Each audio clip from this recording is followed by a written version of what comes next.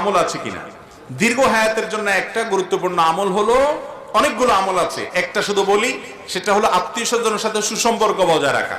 সহিহ বুখারীর হাদিসে আসছে, নবী করিম সাল্লাল্লাহু আলাইহি ওয়াসাল্লাম বলেছেন, মান সাররাহু আন ইউসাদ লাহু ফি রিজকি আও ইউনসালাহু ফি আথারি ফালিয়াসিল রাহিমা। যে ব্যক্তি চায় তার রিজিক বাড়ুক, তার হায়াত বাড়ুক, ওই ব্যক্তি যেন তার আত্মীয়তার সম্পর্কগুলো ঠিক রাখে, বন্ধনগুলো মজবুত করে, তাহলে তার হায়াতে বরকত হবে এবং বৃদ্ধি পাবে।